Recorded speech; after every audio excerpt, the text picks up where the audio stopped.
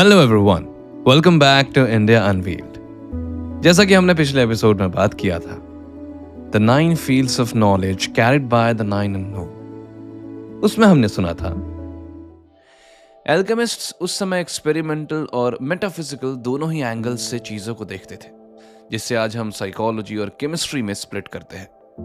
पहले unknown man की research और डिस्कवरीज के रिकॉर्ड्स अगर कभी दुनिया में आए तो उनसे साइंस और फिलॉसफी दोनों में आए डायमेंशंस जुड़ सकते हैं। एल्केमी में बार बार ये एम्फेसिस आता है कि कैसे एक इंडिविजुअल अपने अंदर के कॉन्फ्लिक्ट्स और नेगेटिव एनर्जीज को ट्रांसफॉर्म करके हायर स्टेट ऑफ कॉन्शियसनेस तक पहुंच सकता है। इन 9 अननोन मैन के रिकॉर्ड्स में ये एंशिएंट विजडम और एसोटेरिक नॉलेज इनकैप्सुलेट है, जो इंसान को सिर्फ मटेरियल प्रोस्पेरिटी नहीं बल्कि स्पिरिचुअल एनलाइटनमेंट भी दे सकती है। अब आगे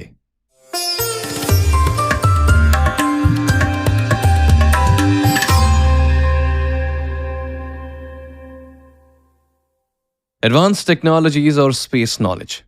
एडवांस टेक्नोलॉजी और स्पेस नॉलेज का मतलब सिर्फ मशीन्स और गैलेक्सीज को समझना नहीं है। ये इंसानी सोच और नॉलेज के एवोल्यूशन का एक नेचुरल प्रोग्रेशन है। जैसे जैसे हम टेक्नोलॉजी और यूनिवर्स के स्केल और कॉम्प्लेक्सिटी को समझने लगे हैं, हमें यह भी समझ में आता है कि इन फील्ड्स में हमारी कैपेबिलिटी कितनी डीपली इंटरकनेक्टेड है। ह्यूमन क्यूरियोसिटी का एक बेसिक एस्पेक्ट हमेशा से स्टार्स और गैलेक्सीज के टुवर्ड्स रहा है। स्पेस नॉलेज का एक्सप्लोरेशन ना सिर्फ साइंटिफिक पर स्पिरिचुअल अंडरस्टैंडिंग का भी पार्ट है। एंशिएंट सिविलाइजेशन से लेकर मॉडर्न साइंस तक हर कल्चर में स्पेस को लेकर काफी एडवांस्ड ऑब्जर्वेशंस और थ्योरीज थी, जिसमें सेलेस्टियल बॉडीज, उनके मूवमेंट्स, उनका इम्पैक्ट समझना भी शामिल था। अगर आप एस्ट्रोलॉजी के बारे में सुनेंगे तो everything is just interconnected with galaxies, stars and everything. इस जर्नी में नॉलेज और मिस्ट्री का कॉम्बिनेशन था, जिसे एंशिएंट टाइम्स में डिफरेंट फॉर्म्स में बताया गया है।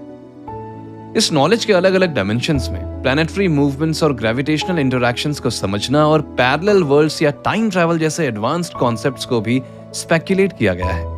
ये कॉन्सेप्ट्स ह्यूमन अंडरस्टैंडिंग को सिर्फ लीनियर टाइम और स्पेस तक नहीं, लेकिन उसके आगे सोचने का स्कोप देते हैं। एडवांस टेक्नोलॉजी किसी भी सिविलाइजेशन की ग्रोथ और सर्वाइवल के लिए फंडामेंटल है। एंशिएंट कल्चर्स में इंजीनियरिंग और आर्किटेक्चर में काफी एडवांस टेक्निक्स यूज की गई थी, जो आज भी साइंटिस्ट्स और हिस्टोरियंस के लिए एक मिस्ट्री है।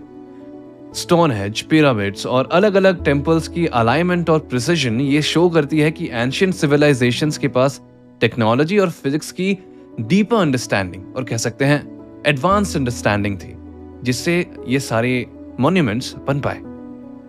इस नॉलेज में ऐसे एडवांस टूल्स और प्रिंसिपल्स का यूज किया गया था जो बिना मॉडर्न डे मशीन्स के भी हाई प्रिसिजन स्ट्रक्चर्स बना सकते हैं। ये सिर्फ टेक्नोलॉजी का नहीं, लेकिन नॉलेज और इंटेंशन के साथ अलाइनमेंट का भी एक रिप्रेजेंटेशन है, जिसे इंसानी सिविलाइजेशन को एक स्टेबल और प्रोग्रेसिव डायरेक्शन में बनाया गया। इंटरस्टेलर ट्रैवल और टाइम स्पेस मैनिपुलेशन की थ्योरीज स्पेस साइंस में काफी डिबेटेड है। आज हम warm holes, black holes, speed of light, travel speed के प्रिंसिपल्स को समझने की कोशिश कर रहे हैं, लेकिन एंशिएंट टाइम्स में भी इसके हिंट्स अलग अलग फॉर्म्स में एग्जिस्ट करते थे। ये कॉन्सेप्ट्स किसी भी स्पीशीज को टाइम और स्पेस के लिमिटेशंस को क्रॉस करके मल्टी डायमेंशनल रियलिटीज और प्लैनेट्स तक एक्सेस देते हैं। स्पेस नॉलेज का ये एस्पेक्ट साइंस और फिलॉसफी दोनों को इंटरकनेक्ट करता है। इसमें ट्रैवल और कम्युनिकेशन का वो डायमेंशन है जो सिविलाइजेशंस के इंटरैक्शन को रीडिफाइन करता है, और इससे ह्यूमैनिटी का नॉलेज एक्सपैंड हो सकता है। एनर्जी मैनिपुलेशन और एडवांस्ड वेपनरी भी एडवांस्ड टेक्नोलॉजी का एक सिग्निफिकेंट पार्ट है। एंशिएंट से लेकर मॉडर्न टाइम्स तक ऐसे टूल्स और वेपन्स के कॉन्सेप्ट्स हैं जो नेचुरल एलिमेंट्स और एनर्जी सोर्सेस को हार्नेस करके डिफेंस और ऑफेंस के लिए यूज करते हैं। लेजर्स और फोकस एनर्जी के जैसे ही कॉन्सेप्ट्स आज हम टेक्नोलॉजी के थ्रू समझते हैं, लेकिन इसके बेसिक्स किसी भी सिविलाइजेशन के डेवलपमेंट और सर्वाइवल का पार्ट रहे हैं। एनर्जी मैनिपुलेशन का कॉन्सेप्ट यही है कि नेचुरल एनर्जी को किसी कंट्रोल्ड फॉर्म में एक फोकस रिजल्ट के लिए यूज किया जाए। आज का न्यूक्लियर एनर्जी और लेजर का यूज और क्वांटम लेवल पर एनर्जी के कंट्रोल को अचीव करना यही दिखाता है कि एडवांस टेक्नोलॉजी में ये प्रिंसिपल्स टाइमलेस हैं और फ्यूचर में भी हमेशा रेलेवेंट रहेंगे। आर्टिफिशियल इंटेलिजेंस और रोबोटिक्स के एडवांसमेंट्स टेक्नोलॉजी का मॉडर्न और एक फ्यूचरिस्टिक एस्पेक्ट है, जो वॉरफेयर और डेली लाइफ तक हर एस्पेक्ट में काम आ सकते हैं। रोबोटिक्स के कॉम्प्लेक्स एल्गोरिदम्स और एआई सिस्टम्स ह्यूमन एफिशिएंसी को और प्रोडक्टिविटी को नेक्स्ट लेवल पर ले जा सकते हैं। एंशिएंट नॉलेज में भी इस कॉन्सेप्ट का हिंट दिया गया है, जिसमें आर्टिफिशियल बीइंग्स और मशीन्स का एडवांस्ड नॉलेज इन्वॉल्व हो सकता है। एआई और रोबोटिक्स के फ्यूचर डेवलपमेंट्स के पॉसिबिलिटीज लिमिटलेस हैं, क्योंकि ये इंसानी और डिसीजन मेकिंग कैपेबिलिटीज को और एनहांस करते हैं। एडवांस टेक्नोलॉजी के साथ इंसानी सिविलाइजेशन की बुद्धिमत्ता और कॉन्शियसनेस के कैपेबिलिटीज और भी ब्रॉड और कॉम्प्लेक्स डायमेंशंस में डेवलप होती है। एडवांस टेक्नोलॉजीज और स्पेस नॉलेज ह्यूमैनिटी की प्रोग्रेस और सेल्फ डिस्कवरी का एक बहुत ही अहम पार्ट है। इसमें नॉलेज के अलग अलग लेयर्स हैं जो सिर्फ टाइम और स्पेस के परे जाकर ही एक्सप्लोर किए जा सकते हैं। ये एक्सप्लोरेशन ह्यूमैनिटी को अपनी ओरिजिन्स और यूनिवर्स में अपनी जगह को डीपली समझने का मौका दे सकते हैं। सोचिए, स्पेस और कॉस्मोस के बारे में प्राचीन लोग क्या जानते थे? अगर हम नॉलेजेस की बात करें तो बहुत ही ऐसी विद्या हैं। हम अगर हिंदू मैथोलॉजी ही पढ़ें तो ऐसी बहुत सारी चीजें हमें मिलेंगी जो एक्चुअली हम अब तक डिस्कवरी नहीं कर पाए। आप एस्ट्रोनॉमी ले लीजिए, एस्ट्रोलॉजी ले लीजिए, आप मेजरमेंट्स ले लीजिए, सब कुछ टू द पॉइंट एकदम प्रिसाइज मिलेगा। एंशिएंट सिविलाइजेशंस में एस्ट्रोनॉमी और एस्ट्रोलॉजी का काफी बड़ा इन्फ्लुएंस था, और कुछ सिविलाइजेशंस तो प्लैनेटरी मूवमेंट्स और एक्लिप्सेस को एक्यूरेटली प्रिडिक्ट कर लेते थे। ये कैसे पॉसिबल था? ये एक मिस्ट्री भी है, और अगर देखा जाए तो नॉलेज भी। आज के टाइम में हम नासा और एडवांस टेलीस्कोप्स के थ्रू यूनिवर्स को एक्सप्लोर कर रहे हैं, पर प्राचीन लोगों के पास भी ऐसे इंस्ट्रूमेंट्स या इक्विपमेंट्स होंगे जो उन्हें इतनी नॉलेज थी। क्या उनके पास कोई ऐसा नॉलेज सोर्स होगा जो आज हम भूल चुके हैं, या हमारे पास उसका एक्सेस नहीं है, या फिर हम खुद में ही लिमिटेड है? यही बात उनके एडवांस टेक्नोलॉजीज के यूसेज में भी थी। पिरामिड कंस्ट्रक्शन और एंशिएंट आर्किटेक्चरल मार्वल्स कैसे पॉसिबल हो? काफी एक्सपर्ट्स आज भी इनके आंसर्स ढूंढ रहे हैं। तो दोस्तों, एडवांस टेक्नोलॉजी और स्पेस नॉलेज भी 9 अननोन मेन के फील्ड्स में एक और मिस्ट्री ऐड करते हैं। अब हम चलते हैं ग्रेविटी और कॉस्मोलॉजी की तरफ। ग्रेविटी और कॉस्मोलॉजी दोनों यूनिवर्स की ऑपरेशंस को समझने का एक अहम पार्ट है। जब हम स्पेस और टाइम के प्रिंसिपल्स को स्टडी करते हैं तो हम पाते हैं कि कैसे एक इनविजिबल फोर्स, ग्रेविटी, हर चीज को अपने स्ट्रेंथ से इन्फ्लुएंस करती है। इस फोर्स का स्केल और इम्पैक्ट यूनिवर्स के हर कॉर्नर तक है, जितना हम बेसिक फिजिक्स से एक्सप्लोर कर पाए, और इससे हम अपने एक्सिस्टेंस और कॉस्मिक रियलिटी को रीडिफाइन करते हैं। गुरुत्वाकर्षण, ग्रेविटी, एक ऐसी फोर्स है जो हर चीज को अपने टुवर्ड्स अट्रैक्ट करती है, चाहे वो प्लैनेट्स हो, स्टार्स हो या फिर लाइट। आइंस्टीन की थ्योरी ऑफ जनरल रिलेटिविटी के मुताबिक ग्रेविटी स्पेस और टाइम के फैब्रिक में डिस्टर्बेंसेस क्रिएट करती है। जब एक मैसिव ऑब्जेक्ट जैसे प्लैनेट या स्टार अपने पाथ पर मूव करता है तो वो स्पेस टाइम को बेंड कर लेता है, जिससे दूसरे ऑब्जेक्ट्स को ग्रेविटेशनल पुल का इफेक्ट होता है। ग्रेविटी का ये नेचर सिर्फ एक फोर्स नहीं, लेकिन स्पेस और टाइम के कनेक्शन को समझने का एक तरीका है।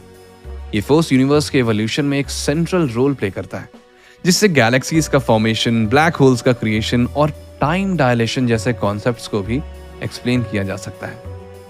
कॉस्मोलॉजी का फील्ड यूनिवर्स की ओरिजिन, स्ट्रक्चर और उसके फ्यूचर को स्टडी करता है। बिग बैंग थ्योरी के मुताबिक यूनिवर्स एक डेंस और हॉट पॉइंट से एक्सपैंड हुआ था, और अब तक ये एक्सप्रेशन कंटिन्यू हो रहा है। ये साइंटिफिक अंडरस्टैंडिंग एक मैसिव स्केल पर यूनिवर्स के एवोल्यूशन को एक्सप्लेन करती है, लेकिन इस प्रोसेस के अंडरलाइंग प्रिंसिपल्स को समझना बहुत कॉम्प्लेक्स है। कॉस्मोलॉजी का एक इंपॉर्टेंट कॉन्सेप्ट है डार्क मैटर और डार्क एनर्जी का एग्जिस्टेंस, जो यूनिवर्स के मेजॉरिटी मास और एनर्जी को कॉन्स्टिट्यूट करते हैं। ये कॉन्सेप्ट्स हमें ये बताते हैं कि हमारे नोन यूनिवर्स का सिर्फ एक छोटा सा हिस्सा हमारे विजिबल इंस्ट्रूमेंट से समझा जा सकता है। जो चीज हम देख रहे हैं वो सिर्फ एक छोटी सी रियलिटी का हिस्सा है।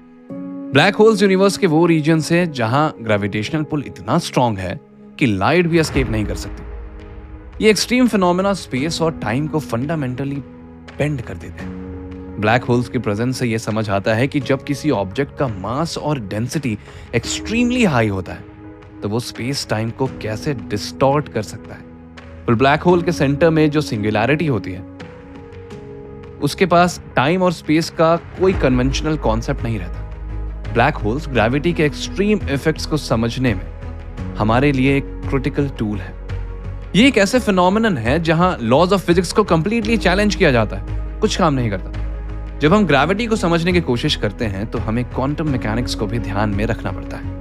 क्वांटम ग्रेविटी एक ऐसी थ्योरी है जो जनरल रिलेटिविटी और क्वांटम मैकेनिक्स को कंबाइन करने की कोशिश करती है। यह थ्योरी बताती है कि कैसे स्पेस टाइम का स्ट्रक्चर क्वांटम लेवल पर बिहेव करता है।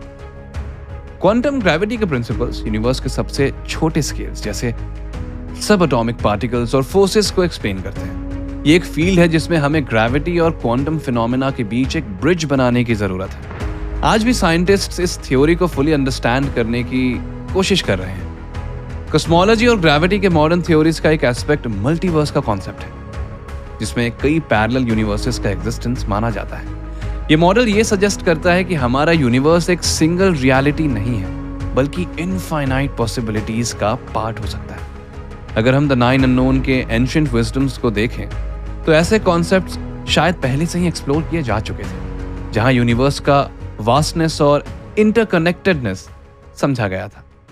अगर आप अगेन हिंदू मैथोलॉजी देखेंगे तो एक किस्सा आता है जब श्री कृष्ण अपने दोस्तों के साथ वन में खेल रहे थे और खेलते हुए ब्रह्मा जी को पता चला कि अगासुर नाम के एक दानव को श्री कृष्ण मार दिए और उसे मारना काफी मुश्किल था।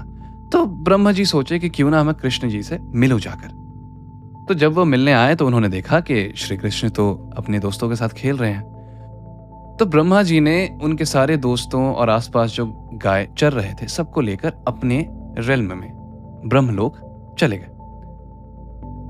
जब वो वापस आए वो देखे कि फिर से वहीं श्री कृष्ण अपने दोस्तों के साथ खेल रहे हैं और वही गाय वहां पे चर रही है। तो वो कंफ्यूज हो गए कि अभी तो मैंने उन्हें वहां छोड़कर आया, तो यहां कैसे आ गए। उन्होंने अपनी दिव्य दृष्टि से देखा तो जिसे वो वहां लेकर गए थे वो वहां पे सो रहे थे। देन श्री कृष्ण उन्हें समझाते हैं कि देखिए, आप ब्रह्म सिर्फ एक यूनिवर्स के क्रिएटर हैं। ऐसे करोड़ों और यूनिवर्सेस हैं जिसके अलग अलग ब्रह्मदेव हैं। So this is how one concept goes off like multiverse. Multiverse theory और स्ट्रिंग थ्योरी जैसे मॉडल स्पेस और टाइम के बियॉन्ड एक्सप्लोरेशन का प्रॉमिस करते हैं। ये मॉडल्स ये सजेस्ट करते हैं कि डिफरेंट यूनिवर्स अपने अलग लॉज और डायमेंशंस में ऑपरेट करते हैं। ये कॉन्सेप्ट है जो ग्रेविटी और कॉस्मोलॉजी को एक न्यू लाइट में देखता है, जहां हम अपनी अंडरस्टैंडिंग को एक्सपैंड करते हैं। ग्रेविटी और कॉस्मोलॉजी के मिस्ट्रीज हमेशा इंसानी क्यूरियोसिटी का एक इंपॉर्टेंट पार्ट रहे हैं। ये कॉन्सेप्ट्स हमें ये समझाने में मदद करते हैं कि कैसे हमारी एग्जिस्टेंस एक बहुत बड़े कॉस्मिक फ्रेमवर्क का पार्ट है। जैसे जैसे हम स्पेस और टाइम के अंदर उनके डीपर प्रिंसिपल्स को समझने लगते हैं, हम अपनी प्लेस को यूनिवर्स में और क्लियर करते हैं और ये एक्सेप्ट करते हैं कि हम कितने छोटे पार्ट हैं इस पूरे फ्रेमवर्क का। इमेजिन कीजिए कि पुराने समय में भी प्राचीन लोग कैसे ग्रेविटेशनल फोर्सेस और प्लैनेटरी अलाइनमेंट को समझ पाए थे, बिना टेलीस्कोप के, बिना किसी इक्विपमेंट्स के, या फिर उनके पास शायद इससे अच्छे इक्विपमेंट्स होंगे। यहां तक कि कहा जाता है कि कुछ पुरानी टेक्स्ट्स में ऐसे रेफरेंसेस हैं जो ग्रेविटी के कॉन्सेप्ट्स को टच करते हैं। एक एग्जांपल है इंडिया के ऋग्वेद और एंशिएंट ग्रीक और मायन सिविलाइजेशंस, जहां कॉस्मोलॉजिकल पैटर्न्स और यूनिवर्सल लॉज को समझने का एफर्ट किया गया था। इन सिविलाइजेशंस में कुछ ऐसे मैथमेटिकल कॉन्सेप्ट्स और थ्योरीज का यूज हुआ जो आज भी रेलेवेंट है। आज की साइंस में कॉस्मोलॉजी और एस्ट्रोफिजिक्स में हम काफी आगे बढ़ चुके हैं। ग्रेविटेशनल वेव्स और डार्क मैटर के रिसर्च में ब्रेक थ्रूज धीरे धीरे हो रहे हैं। पर यह बहुत ही फैसिनेटिंग है कि प्राचीन सिविलाइजेशंस में भी कॉस्मोस के कुछ क्या ऑलमोस्ट लाइक मेनी थ्योरीज का एक बेस था। तो क्या एंशिएंट स्कॉलर्स और सेजेस का ये अंडरस्टैंडिंग नेचुरल ऑब्जर्वेशंस थे था, या उनके पास कोई स्पेशल नॉलेज, इक्विपमेंट या सोर्स था? ये तो अब भी एक अनसॉल्व्ड राज है। तो आते हैं हम अपने फाइनल फील्ड पर, टाइम मैनिपुलेशन और टेम्पोरल नॉलेज। टाइम, जो हर इंसान के लिए एक कांस्टेंट और इररिवर्सिबल फोर्स है, कभी भी अपने बाउंड्रीज को क्रॉस करने का पोटेंशियल रखता है। टाइम को समझना हमारे लिए सिर्फ एक फिजिकल फिनोमेनन नहीं, बल्कि एक ऐसे डायमेंशन का पार्ट है जहां इनफिनाइट पॉसिबिलिटीज को एक्सप्लोर किया जा सकता है। टाइम को हम अक्सर एक स्ट्रेट लाइन के रूप में देखते हैं, पास्ट, प्रेजेंट, फ्यूचर। लेकिन साइंटिफिक और फिलोसॉफिकल पर्सपेक्टिव्स में टाइम के नेचर को एक डिफरेंट लाइट में समझा गया है। टाइम एक कांस्टेंट फोर्स नहीं बल्कि एक रिलेटिव और सब्जेक्टिव कॉन्सेप्ट हो सकता है। आइंस्टाइन की थ्योरी ऑफ रिलेटिविटी के मुताबिक टाइम का फ्लो किसी ऑब्जेक्ट की स्पीड और मास के साथ चेंज होता है। यह कॉन्सेप्ट हमें यह बताता है कि टाइम एक रिजिड, अनचेंजेबल रियलिटी नहीं है। अगर हम टाइम को एक फ्लूइड डायमेंशन के रूप में समझते हैं तो हम समझ सकते हैं कि टाइम को मैनिपुलेट करने के कई तरीके हो सकते हैं। यह ह्यूमन परसेप्शन के बियॉन्ड जाकर एक कॉस्मिक और क्वांटम स्केल तक एक्सटेंड होता है। एंशिएंट विजडम और फिलॉसफीज में टाइम मैनिपुलेशन के कई आइडियाज थे। इजिप्ट और मेसोपोटामिया जैसा सिविलाइजेशंस में टाइम और इटर्निटी के कॉन्सेप्ट को सेक्रेड और स्पिरिचुअल तरीकों से समझा गया था। ये कॉन्सेप्ट्स टाइम को लीनियर नहीं बल्कि साइक्लिकल या फिर मल्टी डायमेंशनल फोर्स के रूप में देखते थे। इवन इंडियन माइथोलॉजी हमेशा से बताया गया है कि टाइम इज ऑलवेज साइक्लिक। ये सारे चीजों को अगर देखें तो ये ऐसे आइडिया सजेस्ट करते हैं कि हमारे पूर्वजों के पास ऐसे प्रैक्टिसेस और नॉलेज थी जो टाइम के डिफरेंट फेजेस को समझने में मदद करते थे। ये प्रैक्टिसेस शायद रिचुअल्स, एस्ट्रोलॉजी और डीप मेडिटेशन के थ्रू टाइम के फ्लो को इन्फ्लुएंस करने की कोशिश करती थी। टाइम को एक ऐसे फील के रूप में समझना जो स्पेस से भी कनेक्टेड हो, यह एक पावरफुल टूल था जो उन सिविलाइजेशंस के थॉट प्रोसेस में एम्बेडेड था। टाइम ट्रैवल ये हमेशा से ह्यूमन इमेजिनेशन का ही एक पार्ट रहा है। आज भी ये एक पॉपुलर सब्जेक्ट है साइंस फिक्शन और मॉडर्न फिजिक्स में। लेकिन एंशिएंट टेक्स्ट्स और टीचिंग्स में भी इस कॉन्सेप्ट का जिक्र मिलता है जो ये सजेस्ट करता था कि टाइम ट्रैवल के पॉसिबिलिटीज पर कुछ एंशिएंट सिविलाइजेशंस का रिसर्च था और शायद वो पॉसिबल भी था। मॉडर्न फिजिक्स में टाइम ट्रैवल का थियोरेटिकल बेसिस जनरल रिलेटिविटी और क्वांटम मैकेनिक्स से होता है। ऐसे थ्योरीज सजेस्ट करते हैं कि अगर हम स्पीड ऑफ लाइट के क्लोज ट्रैवल करें या फिर वॉर्म होल्स का यूज करें तो हम टाइम के पास्ट या फ्यूचर को विजिट कर सकते हैं। ये आइडियाज एक ऐसे रेल्म को ओपन करते हैं जहां तक टाइम सिर्फ एक लाइन नहीं बल्कि एक सेट ऑफ इंटरकनेक्टेड इवेंट्स हैं। टाइम मैनिपुलेशन और टाइम ट्रैवल के कॉन्सेप्ट्स को समझते वक्त एक इंपॉर्टेंट एस्पेक्ट टेम्पोरल पैराडॉक्सेस है, जैसे ग्रैंडफादर पैराडॉक्स, जिसमें अगर हम अपने पास्ट को चेंज करते हैं तो अपनी एग्जिस्टेंस को ही अफेक्ट करते हैं। ग्रैंडफादर पैराडॉक्स वाज, अगर हम अभी प्रेजेंट पे हैं और अगर पास्ट में जाके अपने ग्रैंडफादर को मार दें तो क्या हम पैदा होंगे? ये पैराडॉक्सेस हमारे लॉजिक और रियलिटी के बाउंड्रीज को चैलेंज करते हैं। ये पैराडॉक्सेस सिर्फ साइंटिफिक नहीं बल्कि फिलोसॉफिकल डिस्कशंस का पार्ट है। अगर हम टाइम को मैनिपुलेट कर सकें तो हम अपनी रियलिटी को कैसे डिफाइन करेंगे? अगर हम पास्ट में कुछ चेंजेस करते हैं तो क्या हम फ्यूचर को इन्फ्लुएंस कर पाएंगे? ये क्वेश्चंस ह्यूमैनिटी के लिए एक मोरल और लॉजिकल चैलेंज है। आज के टाइम में टाइम मैनिपुलेशन का कॉन्सेप्ट लार्जली थियोरेटिकल है, लेकिन क्वांटम कंप्यूटिंग और एडवांस्ड फिजिक्स के थ्रू हम टाइम के नेचर को समझने की और भी कॉम्प्लेक्स लेवल पर कोशिश कर रहे हैं। क्वांटम एंटैंगलमेंट और टाइम डायलेशन के प्रिंसिपल्स ये सजेस्ट करते हैं कि फ्यूचर में हम टाइम को मैनिपुलेट करके और नए तरीके डेवलप कर सकते हैं। क्वांटम कंप्यूटिंग के आने से ये पॉसिबिलिटीज ओपन होती हैं कि हम टाइम को डिजिटल और कंप्यूटेशनल लेवल पर मैनिपुलेट। फ्यूचर में अगर हम टाइम ट्रैवल को प्रैक्टिकल बना ले तो ये टेक्नोलॉजी एक पैराडिम शिफ्ट ला सकती है जो ह्यूमैनिटी की हिस्ट्री और इवोल्यूशन को कंप्लीटली बदल सकती है। टाइम मैनिपुलेशन और टेम्पोरल नॉलेज के कॉन्सेप्ट्स हमेशा से ह्यूमैनिटी के लिए मिस्ट्री रहे हैं। ये कॉन्सेप्ट सिर्फ साइंटिफिक नहीं बल्कि स्पिरिचुअल और फिलोसॉफिकल डायमेंशंस को भी एक्सप्लोर करते हैं, जैसा कि मैंने पहले भी बताया। जैसे जैसे हम टाइम और स्पेस के डीपर प्रिंसिपल्स को समझने की कोशिश करते हैं, हम अपनी रियलिटी और एग्जिस्टेंस को बार बार रीडिफाइन करते हैं। सोचिए, टाइम ट्रैवल और टेम्पोरल नॉलेज के कॉन्सेप्ट्स हम आज साई-फाई मूवीज और थ्योरीज में देखते हैं, लेकिन ये कॉन्सेप्ट्स प्राचीन समय में भी एग्जिस्ट करते थे और शायद प्रैक्टिस भी होते थे। इंडिया के महाभारत और पुराणों में भी कुछ ऐसे इंसिडेंट्स मिलते हैं जिसमें टाइम का फ्लो डिफरेंट होता है। जैसे कि एक कहानी है कि कुछ सेंट्स डीप मेडिटेशन के लिए गए और वापस आया तो उनके लिए टाइम तो सिर्फ कुछ घंटों का ही गुजरा था, लेकिन बाहर की दुनिया में सेंचुरीज निकल चुकी थी। ऐसी ही एक और कहानी आती है जब राजा रेवत अपनी बेटी रेवती के लिए वर ढूंढने के लिए ब्रह्मा जी के पास जाते हैं। तो जब वो ब्रह्मलोक पहुंचते हैं तो वहां का म्यूजिक सुन, वहां की ब्यूटी को देख वो इतने एनग्रोस्ड हो जाते हैं कि वो मंत्रमुग्ध हो जाते हैं। उन्हें कुछ टाइम बीत जाता है वहां पे। जब ब्रह्मा जी सामने आते हैं तब तक कुछ टाइम बीत चुका था। तो उन्होंने पूछा कि सतयुग में सबसे अच्छा वर रेवती के लिए कौन होगा। तो ब्रह्मा जी बताते हैं कि सतयुग तो कब का बीत चुका, सतयुग में कोई जिंदा नहीं है। अभी 2 युग बीत चुके हैं और द्वापर युग में आपके लिए, रेवती के लिए Balram would be the best groom. यहां से हमें थ्योरी ऑफ रिलेटिविटी के बारे में पता चलता है कि दूसरे डायमेंशन में टाइम अलग होता है। टाइम मैनिपुलेशन और टेम्पोरल नॉलेज आज भी एक मिस्ट्री ही है जिसको हम अब तक पूरी तरह से समझ नहीं पाए। लेकिन ये फील्ड भी हमारे लिए काफी कुछ रिवील कर सकती हैं अगर हम एंशिएंट और मॉडर्न कॉन्सेप्ट्स को लिंक कर पाए। तो ये था about the 9 fields of knowledge जो टिलबॉट मुंडी के राइटिंग्स और मिथ्स के हिसाब से 9 अननोन मैन प्रोटेक्ट करते थे। हमने आज इस एपिसोड में इन फील्ड्स की जर्नी देखी, प्राचीन समय से लेकर मॉडर्न साइंसेस तक इनके कनेक्शंस देखे। हर फील्ड में कुछ ऐसे सीक्रेट्स हैं जो शायद हमेशा ही मिस्ट्रीज बने रहें या फिर रिवील हो जाएं। Who knows? आई होप आपको ये एपिसोड पसंद आया होगा, कुछ नया सीखने मिला होगा, आपको एक बेटर अंडरस्टैंडिंग मिली होगी। अगर आप ऐसे ही और एपिसोड्स चाहते हैं तो do not forget to follow India unveiled on whichever platform you're listening it to.